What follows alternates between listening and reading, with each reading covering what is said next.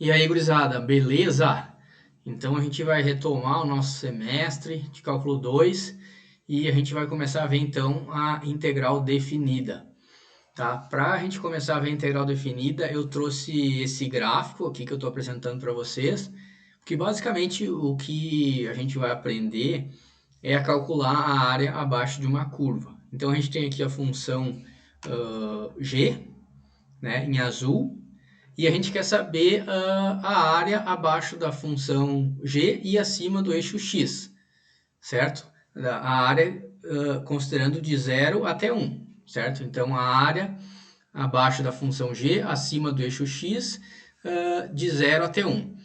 Bom, eu construí aqui retângulos, tá? E eu estipulei que eu quero que o retângulo bata na função no seu vértice superior esquerdo, tá? Então, como o primeiro retângulo tem um vértice superior esquerdo na altura zero, só aparece a linhazinha dele ali, ele não tem altura, certo? Então aqui eu vou fazer variar a quantidade de retângulos, certo? Então aqui a gente tem como se fossem três retângulos, só que um tem altura zero. Se a gente somar a área desses retângulos, a gente vai ter o que está escrito ali, 0,53. Só que a área real, abaixo da função e acima do eixo x, é 0,71. Agora, se a gente aumentar a quantidade desses retângulos, certo? Se a gente fazer, em vez de 3, a gente fazer 4 retângulos, 5. Olha, a área já começa a se aproximar. Então a gente já tem 0,61. Ainda está longe de 0,71, mas está melhor. Bom, vamos trazer agora para 12 retângulos. A gente já tem aqui a soma das áreas dos retângulos 0,67.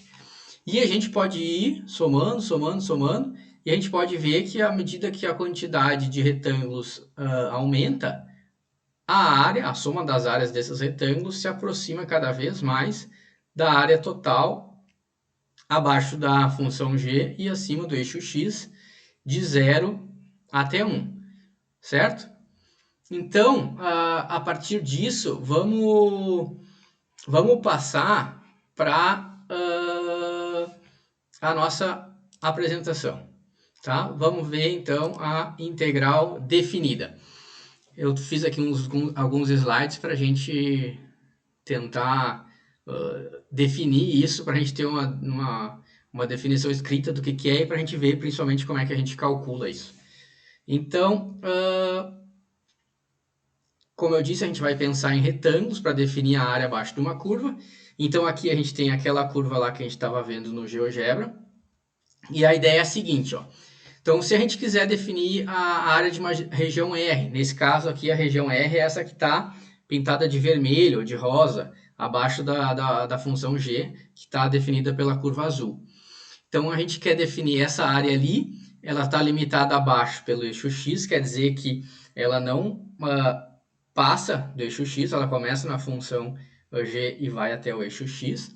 Ela é limitada lateralmente pelas retas x igual a A e x igual a B. Nesse caso aqui, o A seria 0, né? E o B seria 1. Então, ela está delimitada lateralmente por x igual a 0 e por x igual a 1. E acima, ela é delimitada pela curva y igual a f de x. No nosso caso aqui não é f, seria g de x, mas de forma geral vamos dizer f. Então, se essa função for contínua e não negativa em todo esse intervalo AB, que é exatamente o caso da nossa função aqui no intervalo 0, 1, então a gente pode utilizar a seguinte ideia. A gente divide esse intervalo AB em n subintervalos, então cada um desses subintervalos vai representar a base de um dos retângulos que a gente vai construir. Então, em cada subintervalo a gente constrói um retângulo que tem essa base, que vai ser b menos a sobre n, e a altura vai ser f de x. Então, ele começa do eixo x e vai até f, sendo que a base do retângulo é b menos a sobre n, certo? Então, a união desses retângulos que a gente vai construir, a gente vai chamar de, a área dessa região, a gente vai chamar de Rn, certo? E a gente viu que isso é uma aproximação da área R, e que essa aproximação melhora à medida que a gente aumenta o número de retângulos, beleza? Então, se a gente fizer cada vez mais subdivisões, ou seja, se a gente dividir esse intervalo AB em cada vez mais subintervalos, a gente vai ter uma aproximação cada vez melhor. E agora aqui a gente vai usar a ideia de limite para definir a integral. Então, se a gente sabe que a soma das áreas dos retângulos ela se aproxima cada vez mais da área real abaixo da curva, a gente pode dizer que a área, essa abaixo da curva, é o limite da soma desses retângulos quando o número de retângulos tende a infinito. Então, vamos com calma que a gente vai chegar lá. Então, a gente pode dizer isso de forma mais sintética, né? Mais algébrica aqui.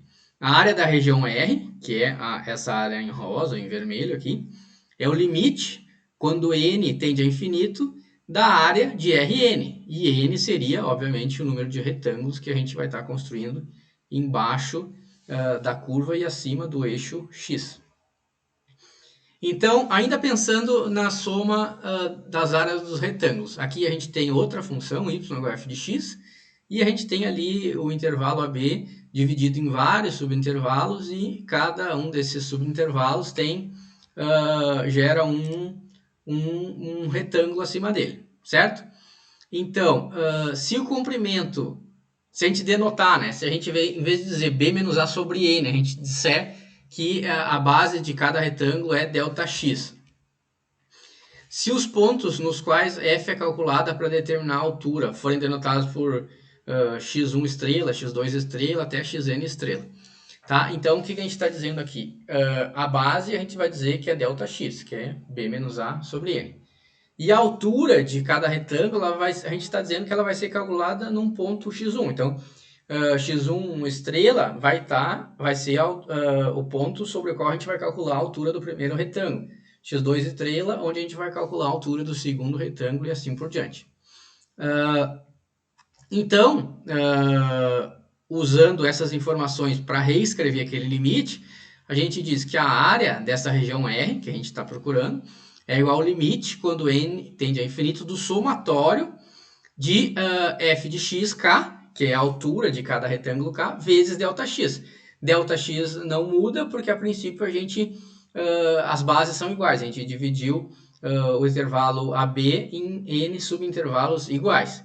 Então, ΔX é o mesmo. Então, a gente pode reescrever dizendo que a área vai ser o limite desse somatório. Beleza? Então, basicamente, como ΔX é a base do retângulo e f de xk é a altura, a gente está dizendo a mesma coisa que a gente disse antes, só que agora com uma notação simbólica, certo? Porque se a gente pegar a base vezes a altura, isso é a área de cada retângulo. Então, a gente está dizendo a mesma coisa. É o limite, quando n tende a infinito, da soma das áreas dos retângulos. A gente só escreveu isso de uma forma mais matemática, vamos dizer assim. Então, a integral definida, tá? Vamos agora definir formalmente o que vem a ser isso. Então, se a gente tem uma função f e ela for contínua, mas aqui nesse caso, ela pode admitir valores positivos e negativos nesse intervalo AB.